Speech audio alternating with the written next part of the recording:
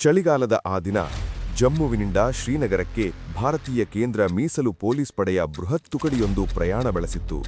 ಸುಮಾರು 78 ಬಸ್ಗಳಲ್ಲಿ 2000ಕ್ಕೂ ಹೆಚ್ಚು ಯೋಧರು ರಜೆಯನ್ನು ಮುಗಿಸಿ ತಮ್ಮ ಕರ್ತವ್ಯಕ್ಕೆ ಮರಳುತ್ತಿದ್ದರು.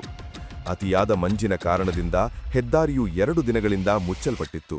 ಹಾಗಾಗಿ ಅಂದು ಹೆಚ್ಚಿನ ಸಂಖ್ಯೆಯ ಸೈನಿಕರು ಒಟ್ಟಿಗೆ ಪ್ರಯಾಣಿಸುತ್ತಿದ್ದರು.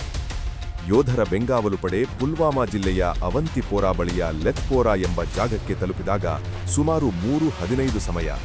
ಇದ್ದಕ್ಕಿದ್ದಂತೆ ವಿರುದ್ಧ ದಿಕ್ಕಿನಿಂದ ಬಂದ ಬಿಳಿ ಬಣ್ಣದ SUV ಮಹೀಂದ್ರಾ ಸ್ಕಾರ್ಪಿಯೋ ಕಾರು ಯೋಧರಿದ್ದ ಒಂದು ಬಸ್ಸಿಗೆ ನೇರವಾಗಿ ಬಂದು ಡಿಕ್ಕಿ ಹೊಡೆಯಿತು.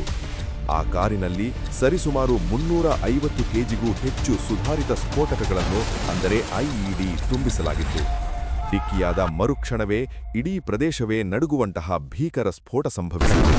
ಸ್ಫೋಟದ ತೀವ್ರತೆ ಎಷ್ಟಿತ್ತೆಂದರೆ ಯೋಧರಿದ್ದ ಬಸ್ಸು ಅಕ್ಷರಶಃ ಕಬ್ಬಿಣದ ಚೂರುಗಳಾಗಿ ಮಾರ್ಪಟ್ಟಿತ್ತು ಮತ್ತು ಹತ್ತಿರದ ಮನೆಗಳ ಕಿಟಕಿ ಗಾಜುಗಳು ಪುಡಿಯಾದವು.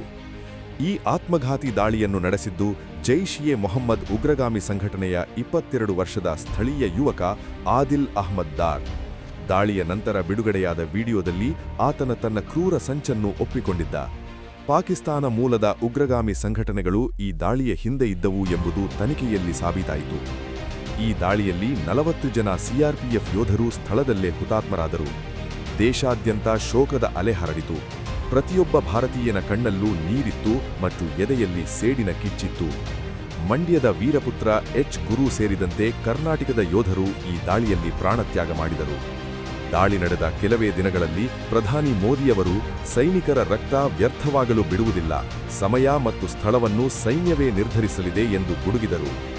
ಫೆಬ್ರವರಿ 26, 2019 ಭಾರತೀಯ ವಾಯುಸೇನೆ ಗಡಿ ದಾಟಿ ಪಾಕಿಸ್ತಾನದ ಒಳಗಿರುವ ಬಾಲಾಕೋಟ್ನಲ್ಲಿರುವ ಉಗ್ರರ ನೆಡೆಗಳ ಮೇಲೆ ಮಿರಾಜ್ 2000 ಯುದ್ಧ ವಿಮಾನಗಳ ಮೂಲಕ ಬಾಂಬ್ ದಾಳಿ ನಡೆಸಿತು.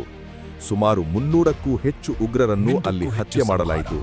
ಇದು ಹೊಸ ಭಾರತದ ಶೌರ್ಯಕ್ಕೆ ಸಾಕ್ಷಿಯಾಯಿತು. ಪುಲ್ವಾಮಾ ದಾಳಿಯು ಭಾರತದ ಆಂತರಿಕ ಭದ್ರತೆಯಲ್ಲಿ ಕೆಲವು ಲೋಪಗಳನ್ನು ಎತ್ತು ತೋರಿಸಿತು.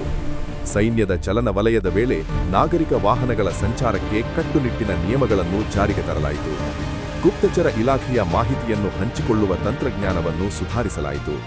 ಜಮ್ಮು ಕಾಶ್ಮೀರದಾದ್ಯಂತ ರಸ್ತೆ ತಪಾಸಣೆ ಮತ್ತು ಹೈಟೆಕ್ ಕಣ್ಗಾವಲು ಹೆಚ್ಚಿಸಲಾಯಿತು.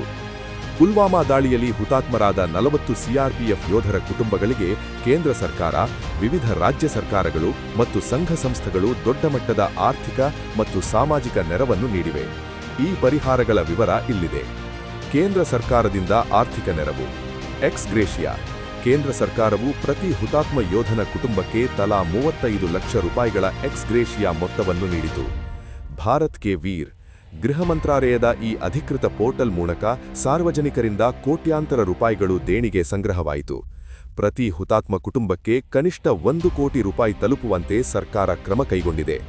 ಹುತಾತ್ಮ ಯೋಧನು ಪಡೆಯುತ್ತಿದ್ದ ಕೊನೆಯ ಸಂಬಳದ 100% ಮೊತ್ತವನ್ನು ಅವರ ಕುಟುಂಬಕ್ಕೆ ಜೀವನ್ ಪರ್ಯಂತ ಮಾಸಿಕ ಪಿಂಚಣಿಯಾಗಿ ನೀಡುವ ಲಿಬರಲೈಸ್ಡ್ ಫ್ಯಾಮಿಲಿ ಪೆನ್ಷನ್ ಸೌಲಭ್ಯ ಒದಗಿಸಲಾಗಿದೆ. CRPF ವತಿಯಿಂದ ಸುಮಾರು 15ರಿಂದ 20 ಲಕ್ಷ ರೂಪಾಯಿಗಳ ವಿಮಾ ಮೊತ್ತವನ್ನು ನೀಡಲಾಯಿತು. ಕರ್ನಾಟಕ ಸರ್ಕಾರದ ಪರಿಹಾರ. ಕರ್ನಾಟಕದ ಯೋಧರಿಗೆ. ಕರ್ನಾಟಕದ ಮಂಡ್ಯ ಜಿಲ್ಲೆಯ H. ಗುರು ಅವರು ಈ ದಾಳಿಯಲ್ಲಿ ಹುತಾತ್ಮರಾಗಿದ್ದರು. ಅವರಿಗೆ ಕರ್ನಾಟಕ ಸರ್ಕಾರ ಈ ಕೆಳಗಿನ ನೆರವನ್ನು ನೀಡಿತು. ರಾಜ್ಯ ಸರ್ಕಾರದಿಂದ 25 ಲಕ್ಷ ರೂಪಾಯಿಗಳ ಪರಿಹಾರಧನ. ಅವರ ಕುಟುಂಬಕ್ಕೆ ಕೊಡಗು ಅಥವಾ ಬೇರೆ ಭಾಗದಲ್ಲಿ ಕೃಷಿ ಭೂಮಿ ನೀಡಲಾಗಿದೆ. ಉದ್ಯೋಗ. ಅವರ ಕುಟುಂಬದ ಒಬ್ಬ ಸದಸ್ಯರಿಗೆ ಸರ್ಕಾರಿ ಉದ್ಯೋಗ. ಹುತಾತ್ಮರ ಮಕ್ಕಳ ಸಂಪೂರ್ಣ ಶಿಕ್ಷಣದ ವೆಚ್ಚವನ್ನು ಅಂದರೆ ಶಾಲೆಯಿಂದ ಪದವಿ ತನಕ ಸರ್ಕಾರವೇ ಭರಿಸುತ್ತದೆ.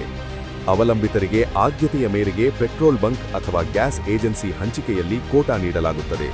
ಹುತಾತ್ಮರ ಪತ್ನಿಯರಿಗೆ ರೈಲ್ವೆಯಲ್ಲಿ ಪ್ರಯಾಣಿಸಲು ಆಜೀವ ಪರ್ಯಂತ ರಿಯಾಯಿತಿ ಪಾಸ್ಗಳನ್ನು ನೀಡಲಾಗುತ್ತದೆ. ರಿಲಯನ್ಸ್ ಫೌಂಡೇಶನ್ನಂತಹ ಸಂಸ್ಥೆಗಳು ಹುತಾತ್ಮರ ಮಕ್ಕಳ ಸಂಪೂರ್ಣ ಶಿಕ್ಷಣ ಮತ್ತು ಜೀವನೋಪಾಯದ ಜವಾಬ್ದಾರಿಯನ್ನು ಹೊತ್ತುಕೊಂಡವು. ಅನೇಕ ಕ್ರಿಕೆಟಿಗರು, ಚಿತ್ರನಟರು ಮತ್ತು ಉದ್ಯಮಿಗಳು ವೈಯಕ್ತಿಕವಾಗಿ ಲಕ್ಷಾಂತರ ರೂಪಾಯಿಗಳನ್ನು ಹುತಾತ್ಮ ಯೋಧರ ಕುಟುಂಬಗಳಿಗೆ ಹಸ್ತಾಂತರಿಸಿದರು. ಯೋಧರ ಜೀವಕ್ಕೆ ಯಾವುದೇ ಹಣ ಬೆಲೆಯಾಗಲಾರದು, ಆದರೆ ಅವರ ಕುಟುಂಬದ ಭವಿಷ್ಯ ಆರ್ಥಿಕವಾಗಿ ಭದ್ರವಾಗಿರಲಿ ಎಂಬುದೇ ಈ ಎಲ್ಲಾ ಪರಿಹಾರಗಳ ಮುಖ್ಯ ಉದ್ದೇಶವಾಗಿದೆ. ಪುಲ್ವಾಮಾ ದಾಳಿ ಭಾರತವನ್ನು ಒಗ್ಗೂಡಿಸಿತು. ಅದು ಕೇವಲ ಒಂದು ದಾಳಿಯಲ್ಲ, ಭಾರತೀಯರ ತಾಳ್ಮೆಗೆ ಹಾಕಲಾದ ಸವಾಲಾಗಿತ್ತು. ಇಂದು ನಾವು ನೆಮ್ಮದಿಯಿಂದ ಉಸಿರಾಡುತ್ತಿದ್ದೇವೆ ಎಂದರೆ ಅದಕ್ಕೆ ಗಡಿಯಲ್ಲಿ ತಮ್ಮ ಪ್ರಾಣವನ್ನೇ ಪಣಕ್ಕಿಟ್ಟ ಯೋಧರೇ ಕಾರಣ. ಪ್ರತಿ ವರ್ಷ ಫೆಬ್ರವರಿ 14ರಂದು ನಾವು ಆ 40 ವೀರ ಹುತಾತ್ಮರನ್ನು ಸ್ಮರಿಸುತ್ತಾ ಅವರಿಗೆ ಗೌರವ ಸಲ್ಲಿಸೋಣ. ವೀರ ಯೋಧರಿಗೆ ಅಶ್ರುತರ್ಪಣ. ಜೈ ಹಿಂದ್, ಭಾರತ್ ಮಾತಾ ಕಿ ಜೈ. ಧನ್ಯವಾದಗಳು.